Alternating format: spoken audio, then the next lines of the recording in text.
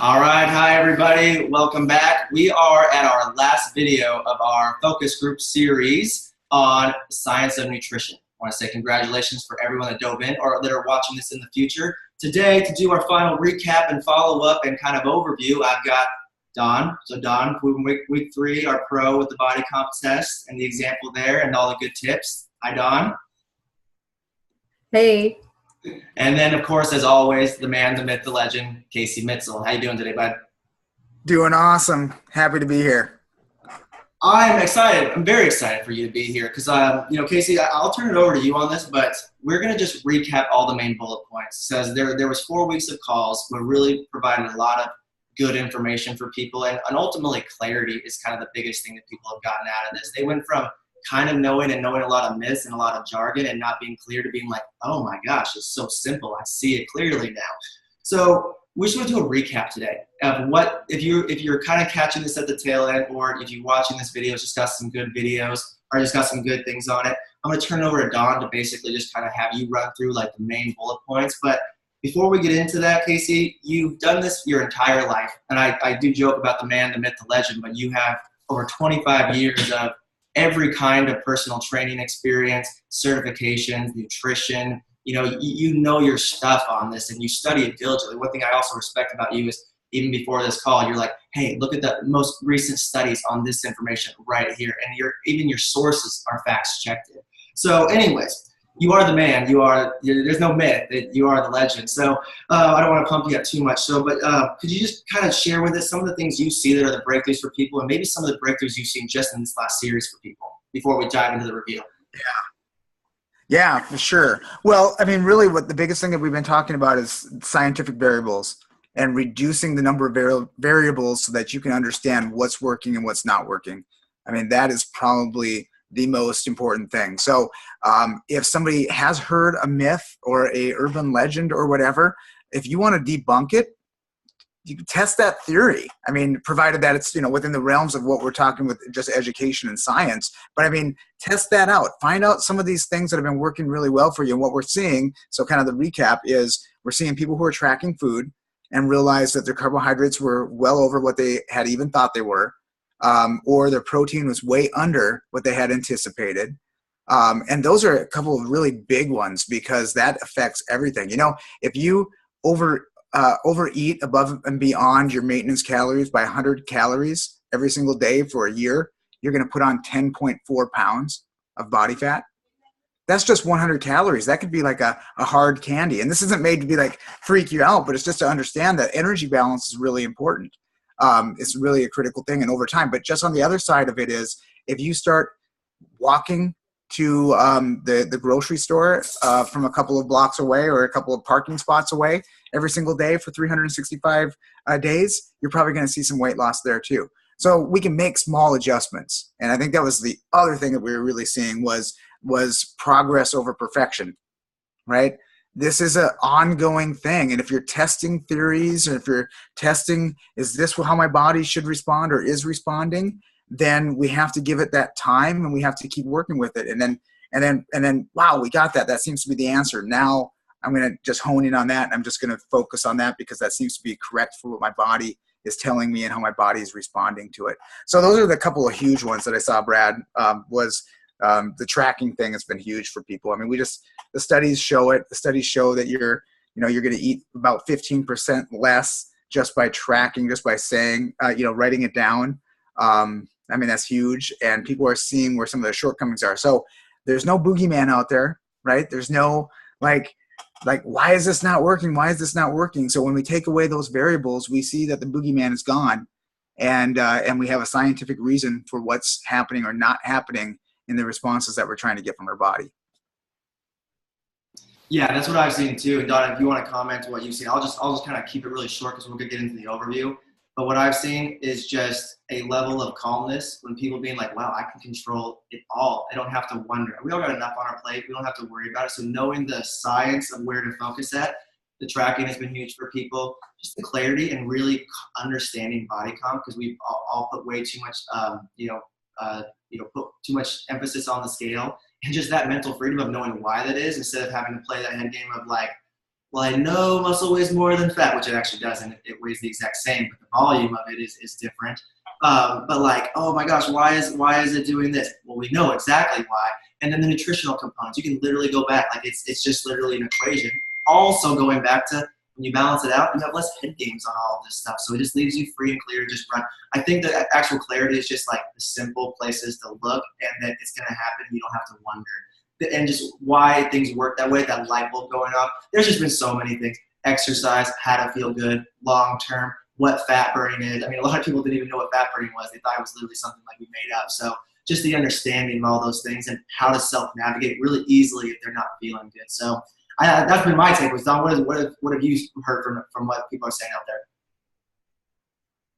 No, I've been loving it. Lots of breakthroughs, lots of light bulbs going off in people's heads. Here's the thing that I think is great, and we're going to hop into our quick overview. But progress over perfection, people are getting locked into a process, and knowledge is power. So, you know, like Casey, we said a couple weeks ago, don't throw the baby out with the bathwater. Take the knowledge, take a deep breath, lock into the process. You've got a health coach walking right beside you. You've got someone who can help you navigate, and just remember that it's the small adjustments. And so I've really been seeing people not get so frustrated, but kind of take a sigh of relief of, okay, I'm covered. The science has me covered. If I just put one foot in front of the other, take each day, lock into the process, read a little bit in the Habits of Health, learn and soak in the knowledge, this is going to be a journey that's going to take me towards health for the rest of my life.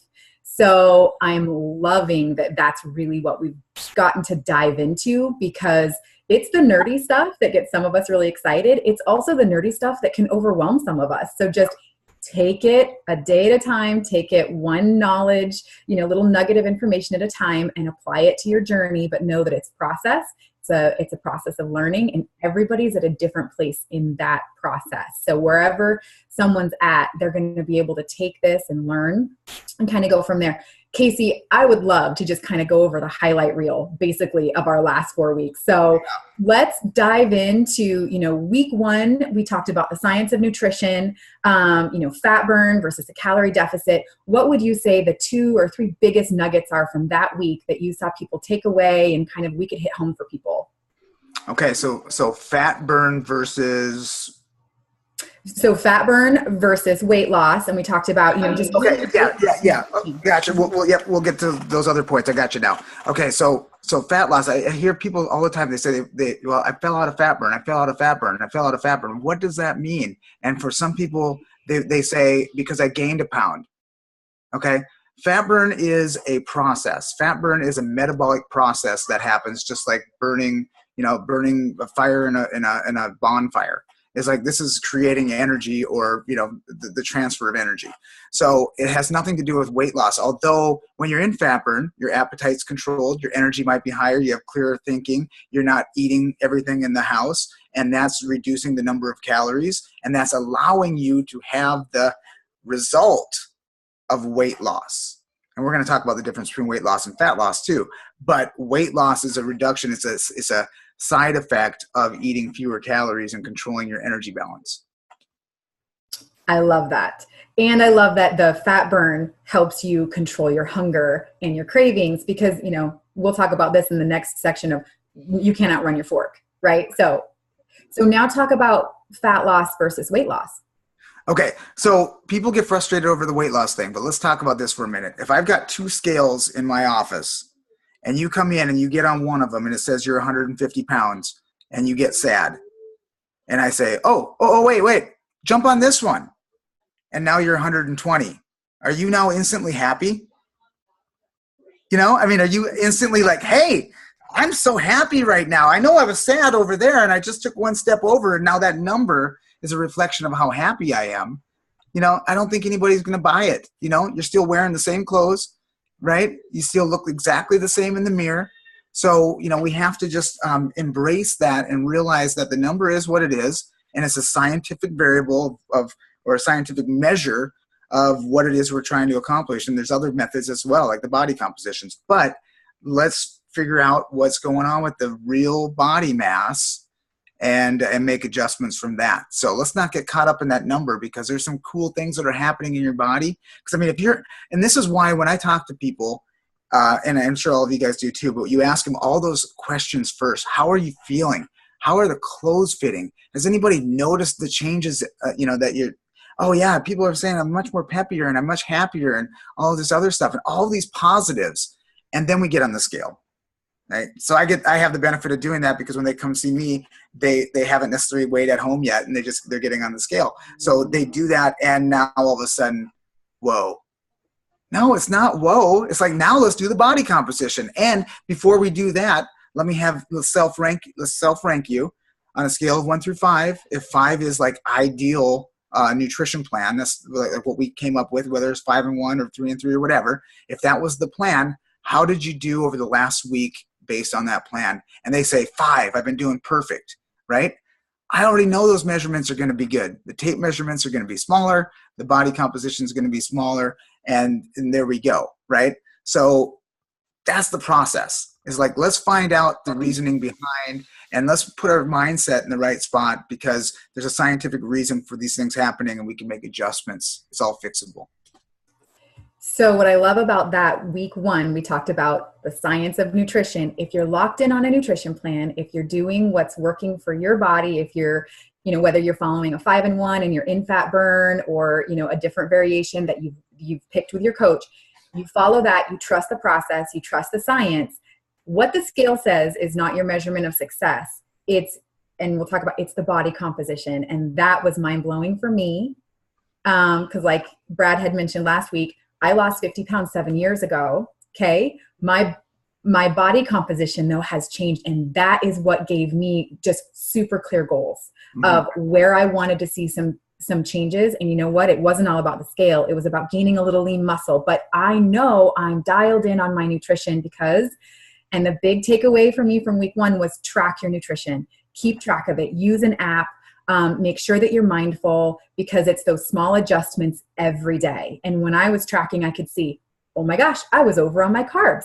Didn't realize how little by little that could add up. Or I was over on my protein that day. Okay, easy peasy. Now I know, and I can make an adjustment instead of just winging it or guessing. So tracking, using an app, and then also knowing that the scale is not the only way to judge your success. Yeah, and right along that same topic too, because so with the carbohydrates, that may or may not have been an issue, but if you were not feeling like you were in fat burn, if you didn't have the benefits of being in fat burn because those carbohydrates were high, then you're either not as peppy, as energetic as you would normally be throughout the day. Maybe you're missing workouts because you don't feel good about yourself, or just feel good in general, not about yourself or whatever. You just don't feel like, hey, this is something I should go do. But again, calorie deficit versus fat burn, or being in a ketogenic state, you could still have too many carbs and be under in your calories and be just fine. It's just you may not be feeling as in control or feeling like you're on top of the world because you're not in that fat burning state. Yep. And sorry, Casey, but I love that the app, the Habits of Health dashboard, actually has you rate how you're feeling that day. Because on the days where I was a little over, I noticed that I was a little more tired and a little more hungry. And on the days where I had it more dialed in, guess what? My energy was up and I felt better. So yeah, I was still seeing some progress, but how I felt was different. So learning the variable that's going to actually, and then that should be the reward system. That should be like, hey, if I want to feel this way, I need to do these things. Yep. I know if I see something on the countertop that doesn't make me feel good 20 minutes from now, that if I eat it, I have to suffer the consequences. If I want to feel energetic and amazing, that doesn't even tempt me, because feeling amazing trumps having a brownie for a second. Yep. So hold up, wait a second. Week number 1, then that means, did we just use stop, challenge, choose from the Habits of Health book? Like you stopped, you challenged, is that worth it? I'm going to choose to either eat it and deal with it, whatever, or not, and know how that's going to make me feel. So I love how this all ties back into the Habits of Health, Dr. A's Genius, and the science of the program has you covered. Let's go to week number 2, Casey, because we talked about exercise in week number 2, and I think some people's minds were blown there too. So what were the biggest takeaways from week number 2, the science of exercising on plan? Well, again, when people say that they've stalled their weight loss, because they exercised. The mindset's just incorrect. It's not, that doesn't automatically mean you gain fat. Okay, that's the important thing. They just feel like because the scale isn't moving or it's going up, that I'm not in fat burn anymore and I'm not losing weight anymore.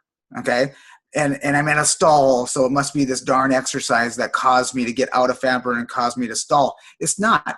It's if it caused you to lose 2 pounds of fat but gain 2 pounds of muscle, which is a net zero, then we're okay with that because your body composition changed actually pretty drastically, because that's the best way to change body comp is to lose body fat while gaining or maintaining muscle mass. So it's not a stall. It's progress, because if we look at that chart, it's progress. And I want to jump in there for a second on that, because that's what's so great about that. You guys are having a great conversation, so I just want to come in as I was a novice in all of this. The clarity is the key there. When you know what fat loss is versus weight loss, when you keep that straight in your head, the emotional out of it, when you know where you are calorie deficit wise and you have a body comp, then really there's no head game. It's just awesome nutrition, because you can go back to that and you know that there is literally no way, shape, or form you could have added fat if the scale is staying the same with how you ate. Going back to your clarity and tracking, Don, if you have a stall, if anything, you should be happy, because it means that you are so nutritionally dialed in that your body's actually doing things that most people traditionally can't go do. So again, the clarity of what that all means is so key. So if you're going to take on again, the mindset of again, if you saw that difference, but you swore that when you put your pants on that day that they felt looser, that scale can't manipulate that thought. It's like, wait, but my pants felt better today. How was that? So forget about it. Take the positives. We're too used to saying, this is like the evil, scary thing, or the overall seer of all things. It's like, no. It's like that's going to set the wrong mindset for you, and you don't need it. You don't need that garbage going in your head. So if anything, the overview is, if you're exercising, either only check the scale to realize that the weight loss is going to be slower than what it might have been before and celebrate that, or just throw it out because it doesn't matter. Correct. Yeah. I love that, because what you're going to be seeing, so stall is all in perception, because it may be a stall on the scale. Your relationship to gravity might not be changing, but your inches are melting because you're replacing fat with muscle. You're adding some muscle, you're losing fat, and you're going to see those changes in the measurements. Well, and let's talk about the psychological ramifications of that. So you just got done doing a really super hard workout. You get on the scale, you notice that the weight stayed the same or it actually went up, and you throw your hands up in the air and you say, see, I knew this wasn't going to work. So you go home and you have, or before you even get home, you stop off at Dairy Queen and you decide you're going to have a big blizzard. You're going to have the blizzard of the month. And because you're frustrated that, all this focus and the scale didn't move. Well, guess what? That's a self-fulfilling prophecy, because now you just increased 1,300 calories by having that blizzard. And now you have seen probably a negative effect in your calorie balance. You're going to have those cravings are going to go back up and down, which could create more of a calorie imbalance, because if you act on them, then you're going to increase calories. And now, the next time you do a body composition, if you keep that action up, you will be up in body fat. And, again, we're not seeing the desired outcome. So don't let it get into your head and cause you to make changes that are going to mess up your scientific variables. Because all that stuff is fixable with the variables. So don't make rash decisions based on the scale, basically, and stick with the process, because most people give up on a process before they see the long-term results. Yep. So stick with the process, stick with the science, stick with your nutrition plan. Yes, you can exercise. And there are some variables that you can put in there. So Casey, one of the things we did talk about on that week, when people are adding an exercise, and everybody's at a different phase of where they're at, whether adding an exercise is going to be, like you said, parking further away and walking into the grocery store or walking to the mailbox, or it's starting to get back into a routine of something more aggressive than that. But if someone is starting to see that they're feeling hungry or something like that, there are some things that they can work with their health coach to add that are they have a scientific basis. Yeah, correct. So, so the first thing is, if you're going without the use of any kind of a product, because my number one recommendation would be like the Amino Boost, which is a branched chain amino acid. It actually helps with protein synthesis. It's going to help with appetite. It's going to help with just the body feeling kind of, not so good by putting in that extra work. So that by itself can probably help. But the next thing would be is let's backfill some of those calories. Let's backfill the calories so that the deficit remains this a little bit less, but roughly the same as what it was before. So if you did a 500 calorie workout, right? And you were normally in a 1,000 calorie deficit, then if we bring in another 500 calories, you're still in a 1,000 calorie deficit. You're still on track for losing 1 pound a week or 4 pounds a month or however. So that number depends on the drasticness of how much weight you want to lose. So and when I say weight, I mean fat loss, I mean fat. So if you decide that you want to lose 2 pounds a week, well, we're going to have, 2 pounds a week is 1,000 calories a day deficit, right? So again, look at those numbers because the math really never lies. So you do that and boom, away you go. So those are the things you would add. You would add that first because if you're in fat burn, that disclaimer I should say, if you're in fat burn, you would add the calories coming from the fat. If you're not in fat burn, it could be just additional calories. Okay, as long as your protein requirements are fulfilled and even your fat requirements, because in the past people wanted to reduce fat to such a low level that it wasn't really healthy either. So, but that's the difference between adding in the fat or adding in just total calories. Yeah, and basically it's tracking it. Brad, anything you want to add there? Now, in case you really hit it, except to say, I love the simplicity of it because, again, we've gone through all these things here, and you can kind of see, now we're just streamlining all the different things that can be messing people up. What I love about the simplicity of what you cover, Casey, is, exercise on plan. There are benefits of feeling better. There's obviously endorphins. There are those additional benefits that assist all the complementaries of good nutrition. If you're not doing high levels of things, high levels more than 30 minutes, you probably don't need to actually adjust anything. Because if let's just say you're on the 5-1 fat burning, you actually don't need to add anything. And that's also a big relief for a lot of people to be able wow, I am so nutritionally sound that amount of activity should actually just be totally sustained by the amount of protein, nutrition, and everything else I'm taking in. It's when you go beyond that, Casey, you gave us the really good guideline to say, add 1 healthy fat in before and see if that takes care of it, because it'll backfill that large amount that could cause too much of hunger. But really, I think the other thing that you really covered that I love really well is exercise is anything that really gets you moving. And I really love what you said is, I think you said it is that if you are nutritionally dialed in, any exercise or any trainer will look amazing. And then you said as amazing, they will look like they are nutrition and fitness geniuses, because really it's all nutrition. And I just love the simple way you broke that down. If we fall into those categories. So if I don't want to go to the gym, but I like hiking and that matches my goals, that's good. If I want to do the gym, but I'm not doing that much, I don't need to adjust anything. If I'm going to be like Nicole, who we broke down in week number 3, I think it was, I can't remember which week it was, she wanted to go for an extreme level. So all she did was add healthy fats. And then the other thing to make it super simple, so you can do all that and be good, but if you want to add one more additional thing, the branched chain amino acids for recuperation and everything you said, another big benefit to add to that, whatever levels of working out it is. It's so perfect. It's so good. So I just love the clarity on it. It's you're either in any of these categories.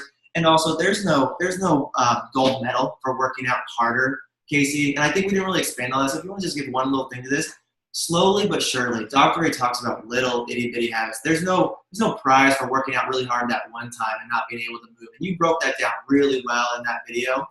So if you just want to say one thing about that, the one takeaway from exercise and how to do it slowly but surely, it's more about long-term than it is one hardcore workout. And if anything, I actually had an example of someone. They felt so good that they were well, more is more. I'm going to work out for 2 hours and add a spin class in. It jacked them up for an entire week because now they mess with perfection. And there was no benefit to the extra workouts except that they just were well, pushing myself harder is better. No, it wasn't. It really jacked them up for a week and a half. So anything you want to add to that? Yeah, especially if only one of the variables was adjusted, and knowing that 2 of the variables was what was allowing that person to feel so good. So the additional nutrition plus the additional exercise was allowing that person to just really feel awesome. But now what they decided to do is they just bumped up the exercise component and left the nutrition the same. And that's where they had the bigger gap. So that was the reason why.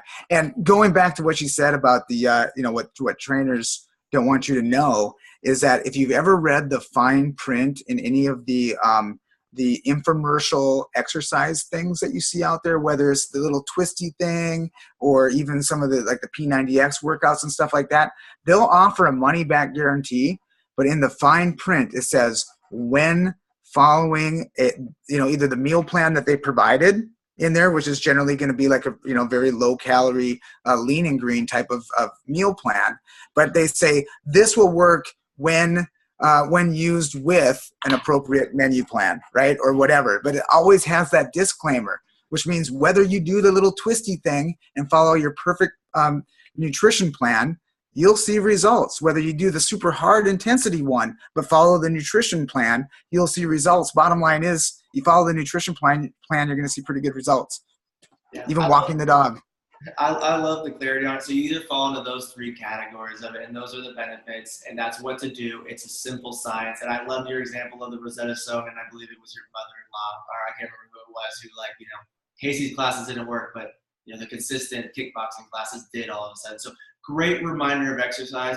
And again, overall, Don, when we did the prep work, if you're focused on creating health, a lot of the other things fall into place. If you're exercising to be part of your nutrition plan and just to be part of your health plan, it's funny how all of a sudden it all just kind of starts working together. So I think that was just a really good one there. Don't do exercise for anything more than just feeling good, and there's other additional benefits.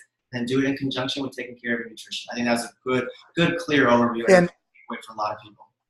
And let's talk about that FIT principle. It's generally used in cardiovascular type of conditioning, but you can use it with weight training or any kind of activity whatsoever.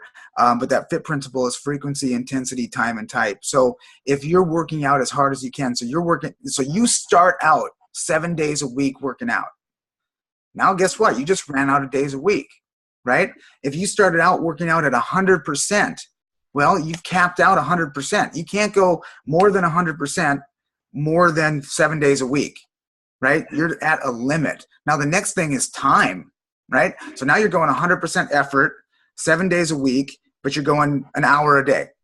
And then you have to up it to 2 hours a day, up it to 3 hours a day. If you're a normal person and you have a family or a job or any other responsibilities, you're going to start running out of hours where you can see increases in that level of activity. And if you've ran marathons or if you've trained for something like that, you know what I'm talking about.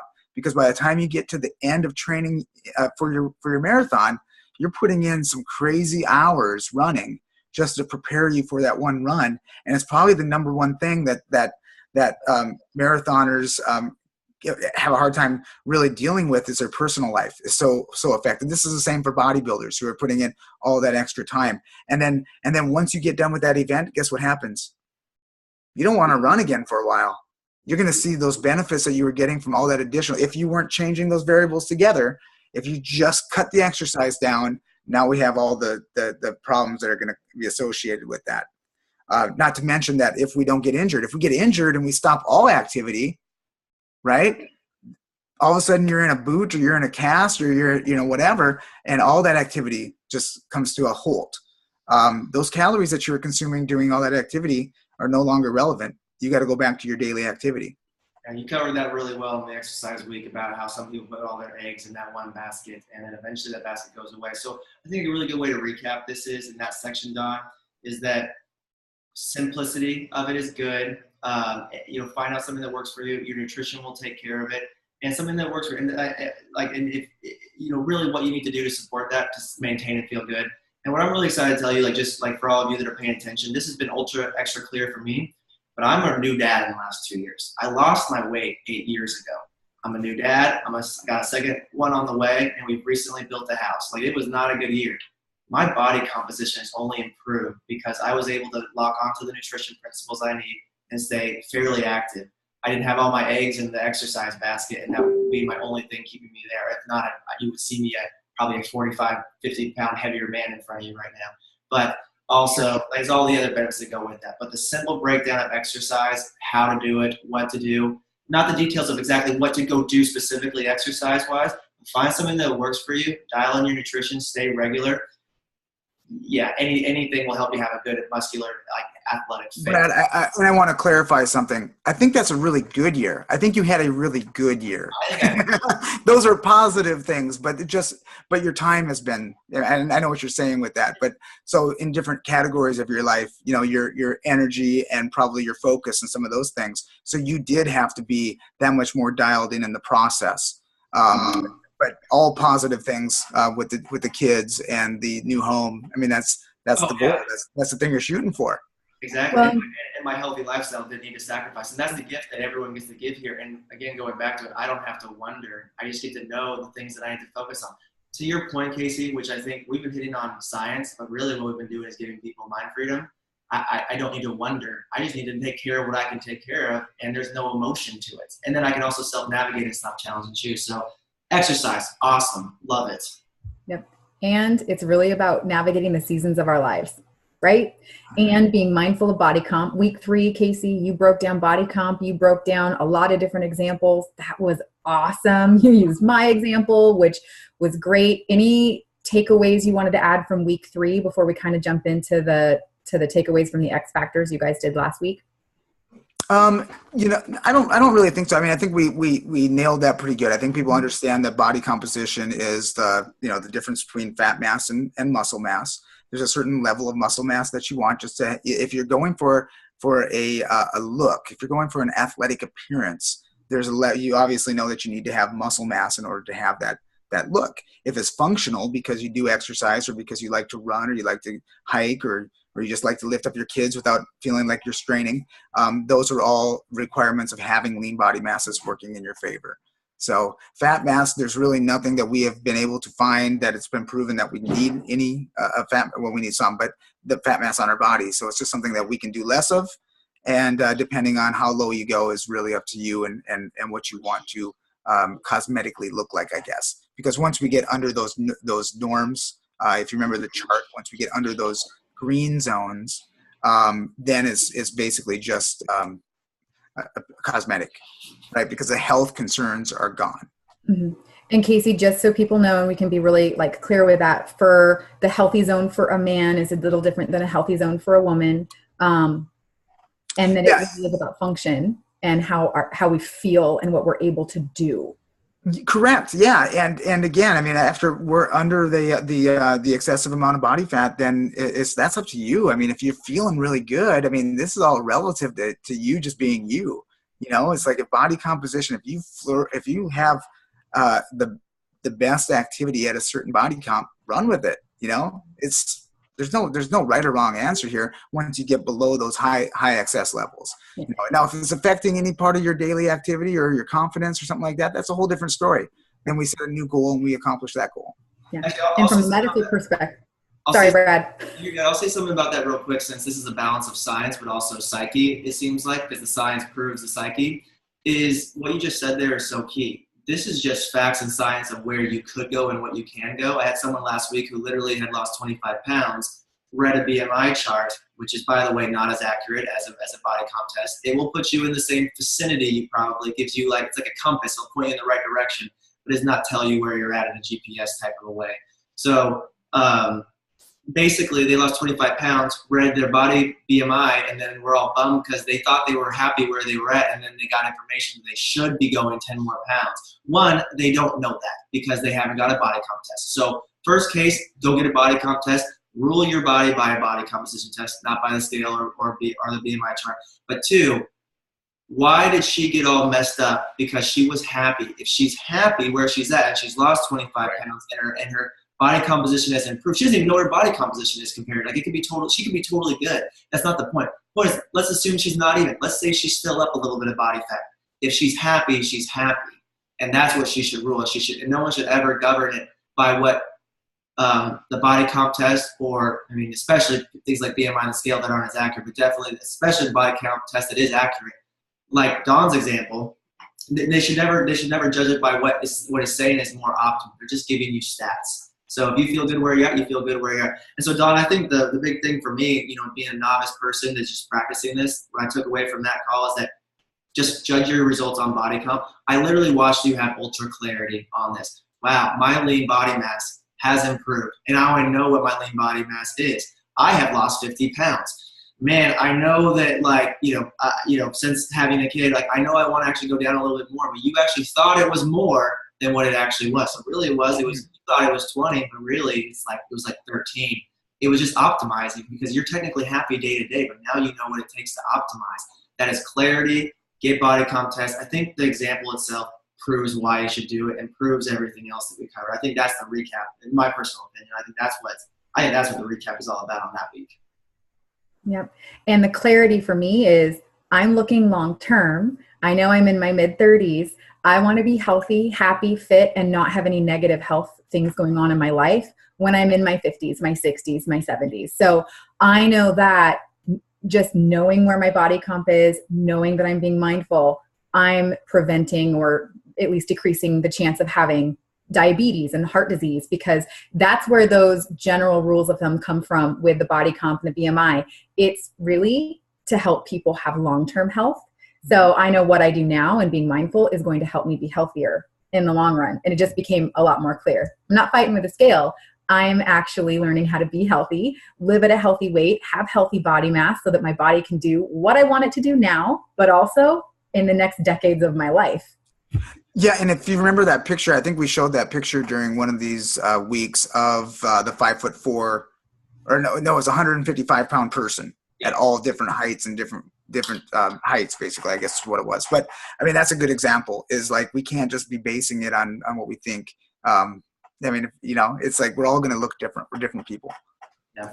I love that. And Casey, then last week you guys dove into some of the X factors, some of those things like hydration, sleep, stress, inflammation. There were some awesome takeaways there because that's just dialing it in a little bit more.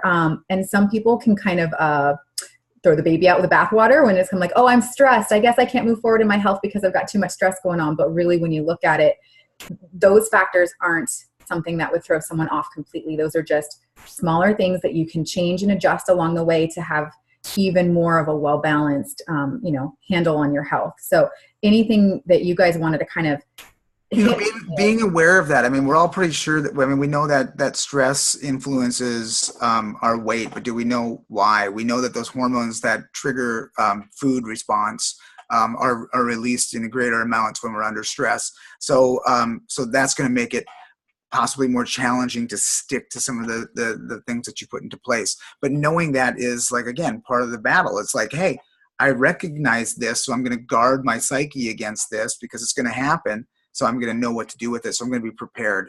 But that's one. Sleep was the other one. Water being 30% of the time when you think you're hungry, you're actually thirsty. Right? That's a big one. And then the other kind of really cool geeky science stuff that I like is that when you are in fat burn, your kidneys are actually storing water differently. It's actually filtering water differently. So it's very possible to have like a sodium potassium imbalance because of all the electrolytes that you're losing. And then if you exercise, that's increased. Because obviously you're using the restroom a lot, so that's another reason. If it's hot outside, it changes the game because of temperature. So sometimes your electrolytes can be a little bit off. We've seen the solution right in our quick start guide, which is like have a pickle, do something like that. And what are the negative side effects of having that condition would be you have a headache, you feel tired, you feel possibly hungry, but you're lethargic. And those are all symptoms of what people feel like when they feel like they're not in fat burn anymore. So sometimes we can have those false positives, like I'm out of fat burn, I exercised, but the reason I feel like I'm out of fat burn wasn't the exercise, it was the fact that my electrolytes are imbalanced. So I feel the symptoms of what it feels like to be out of fat burn, but it's not actually out of fat burn, it's sodium potassium imbalance and getting more hydration.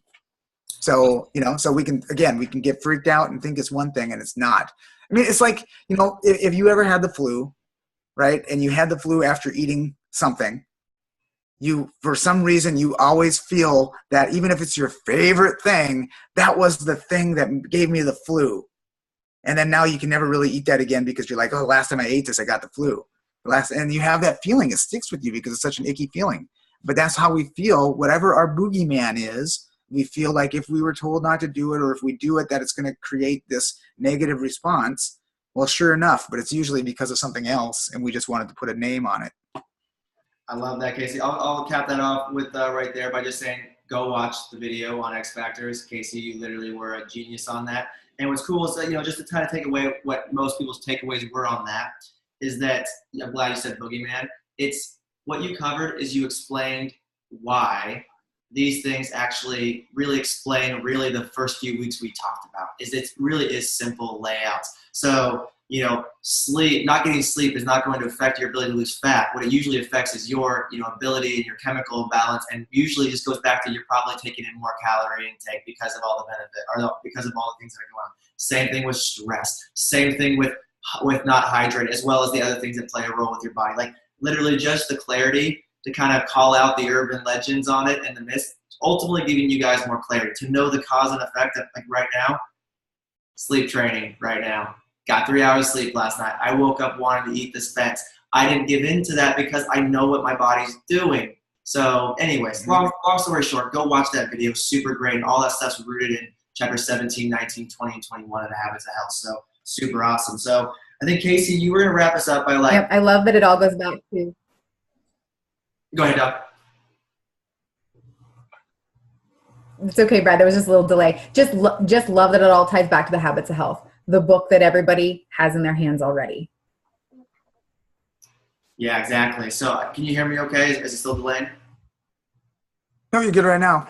Okay, good, awesome. Of course, at the end of the video, it all wraps up. So Casey, when all this is here and laid out, everything's super simple, and we covered all these things. You know, like everything flows in there. You can self-navigate all this stuff. And the last thing you want to give people an opening here was how to basically live this long-term. But more importantly, if you're still doing all these things and self-navigating and you're still feeling a little bit tired and you're just, you know, you've done everything because now you know all the different factors that come into play. Or maybe you're looking for something for a workout, or I mean, just basically everything's taken care of right here, your nutrition, all of that. What are some of the things that are out there like that people should talk to their health coach about if they're, or somehow get routed back to you on this to get some information on? Like, what are some of those things that you see that some people? Yeah, I mean, there's just some ergogenic aids, or what we call nutrition support or nutritional support, that can actually help you just make things a little bit easier on yourself. You know, coming from a long time professional dieter, I guess, from being a bodybuilder in the past, it's like if we can take away some of the sting when we're doing everything that we possibly can, because we're really asking our body to do an uncomfortable thing once we get below that average body composition. And I think if we had the ability to, does anybody want to be average? You know, probably not. So we're going to start doing some changes. We're going to go into that ultra health just because you can, because your body has that desire to just keep growing and keep, you know, that creative process going. So if you want to do those things and possibly, or you're just stuck in a spot that feels like you're in a plateau, there may be some very scientifically proven and safe natural supplements that can actually help you with some of those things. And whether it's appetite control or how to increase, like caffeine is the most common one. Everybody falls back into that one. So if you have a coffee, all of a sudden you have some energy. You know, we want to make sure that we have sustained energy. So there are some things that fall into categories similar to that you know that when you do it, it has a benefit, you know, a perceived benefit that you want from it in order to get the desired outcome or the desired effect. So yeah, there's a couple of them. I don't know if we need to get into detail now, but I'm happy to answer questions. Yeah, I don't think we need to get into detail on them now, but I think the fact is you come back in from the beginning, now you know all this stuff. If your nutrition's dialed in and you do want some help, like I think the ones they fall into is we've already covered, you know, recuperation, branched chain amino acids for workouts, great on plan when your nutrition's on point. And if your nutrition and everything we're talking about is on point and you want some help on, you know, taking your workouts, having a little bit extra energy for your workouts, there's a good supplement, you know, addition you can do, but it only really is effective if your nutrition's on point. Next to it's when this is in line. Or if you just deal with extra hunger, like, you know, like I know just one thing for me, I know a lot about ADHD, you know, and just kind of the different things it plays. And it can play a role with like just, you know, hungers and urges and just boredom eating. And there are things that you can do to assist, again, if your nutrition is dialed in. So if you have trouble with hunger or being able to stay on that, or just that, there are things you can take. And I think that's pretty much it. Oh, yes, if you fall into the category, Casey, like you were saying, like the people that find out they're carb sensitive, you know, like Jessica John's situation, very rare situation, but there is a supplement you can take to assist with that, you know, by dialing in all these things. But again, it only works when you're dialed in on all these nutrition points. So what's cool is find Casey or myself or Don if you have questions on these last factors, because these could assist you on your nutrition planning, long term when you're dialed in, or short term while you're dialed in, and long term in your health. Well, especially when we're limited to either low calories or we're limited to too much exercise, and the combination of the two is there's ways to get those benefits from that shouldn't require you to do like a demonstration was of 7 days a week at 100% intensity. If you start getting to that level over the course of weeks, months, years, then we can look at some certain things that can help you with that. So yeah, I think and it's the type of science that I absolutely love. Awesome. Well, I think the great way to wrap up here today is to congratulate everyone who took the time to watch this. You either watched it because you were ready to take on your health and like you saw the sparks go off for people, or you're watching this later on and you're watching the series because you're like, holy cow, I've moved along and I want to understand this. So the one thing to take away that is my biggest thing, and Casey, you taught me this, Don, you and I have lived it and helped people with it, and I see it for myself, is we can get really excited about all this detailed information right here. And it's really cool, but you basically get so focused on that. But we're not always trying to do performance, fat loss, and body composition. Like Casey, you mentioned, sometimes you're at, you're within striking distance of your best. You're never really too far off. And sometimes you have like specific goals that you up it a little bit %. So really, if you were doing this in the season right now, if you're like Don, where you're like, okay, I got my body comp, I understand this, I'm going to go for my best and I want that, that's awesome. And you might continue to take it to the next level after that. But what do you do afterwards? Well, you keep just taking the same principles and you move it forward. You still need your adequate protein. You still need to be able to fuel. You still need to be able to feel good. You still want to focus on all the habits of health that Dr. A teaches in his book, all the areas, stress reduction, relationships, all those things. And, you move into a plan, a nutrition plan that does the exact same thing. Hydrate, fuel 6 times a day, have convenient meals where you can actually, keep on track and not have, craving issues, and, hit your nutritional marks.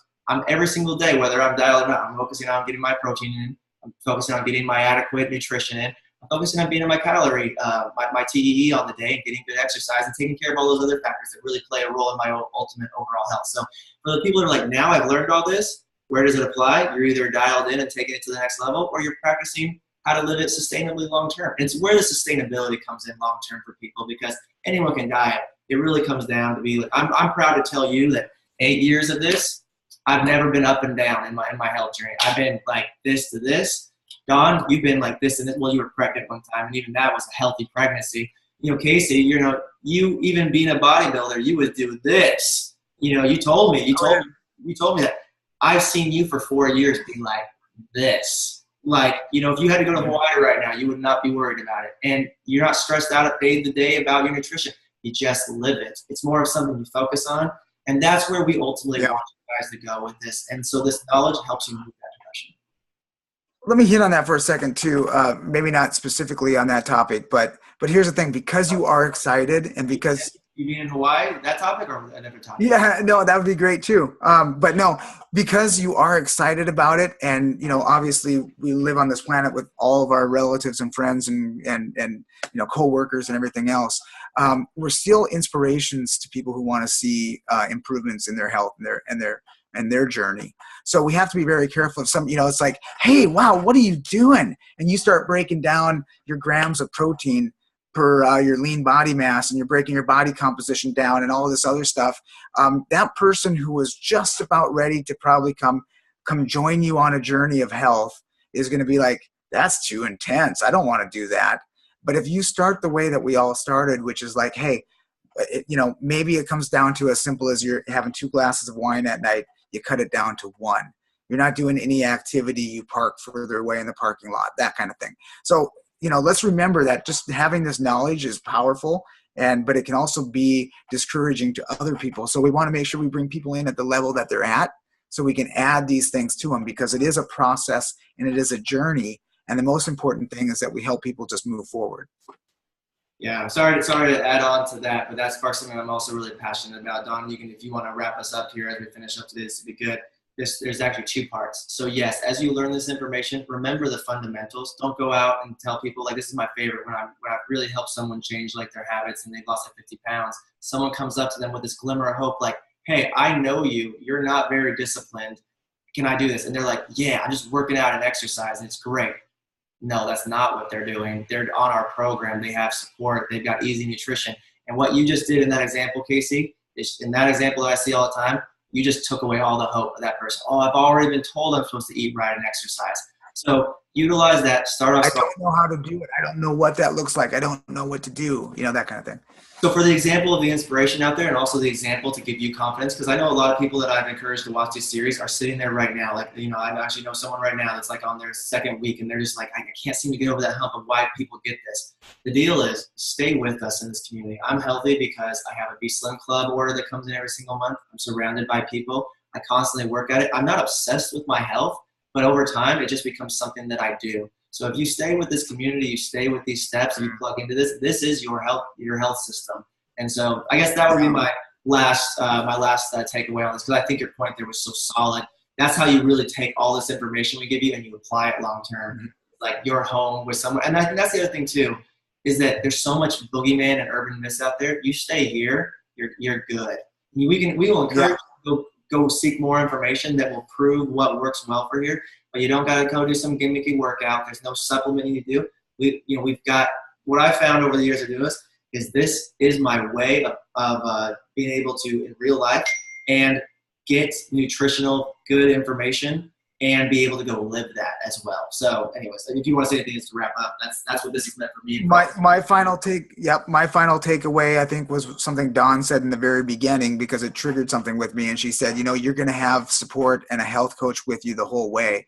And what you're talking about is this community is so huge, because you don't need to know this stuff. You just need to know somebody who knows this stuff, which is why we surround ourselves with really good people. We have a behavioralist, we have dietitians, we have nurses support, we have people like Don and Brad. I mean, and that's just, you know, a couple of our support systems. So there's all kinds of this that we can share and grow as we're starting to pick up the pieces, but we don't need to know it all. And that's the community that we're talking about. Last thing on that case, and I hate to use you for an example of this, but you know what? You know everything when it comes to this. And you also were around a lot of you worked in health clubs. Somehow you ended up 45 pounds overweight, and not in a bulking season, just because knowledge is not always what's going to help you get it done. It's the support, it's the structure, it's who you're around. So, you know, but look at you now. Like, not that you didn't know how to do it, and you are pretty incredible, but like, you've made your life easier by doing this. So anyways, thank you for the knowledge, Casey. You've helped me out. Again, speaking of community, you've helped me take something that changed my health and my life and helped me understand more of why and helped me want to reach for higher levels. So thank you for the clarity and the knowledge. And just thank you for everyone that's told me how great that they really enjoyed this video and the resources. And so anyways, Don, anything you want to add as we wrap up? Other than mic drop. Well done, guys. I hope people take the time to listen to this video series as it fits into their journey and beyond all. That's the beautiful thing about Optavia. It's a community based in science, rooted in research, with support, and it is going to fit into someone's health journey, whatever season they're in. And it's going to be simple, and it's going to be something that builds upon itself. So we don't want anyone thinking they need to know it all. That is not what this is about. It's about taking, the book that you've got in your hands right there, Brad. It's about taking the nuggets from that and applying it to your daily life, and building on yesterday and just getting a little bit better. And it's progress. So thank you guys both for just setting up this video series and making it so easy and simple to follow along with. And to come back to over and over again in different seasons of our health journey. So I hope everybody enjoyed it, and you guys, great information. All right. Thanks, guys. All right. Hope everyone enjoyed it, and congrats to everyone that tuned in and took their health and their knowledge to the next level. Talk to you guys later.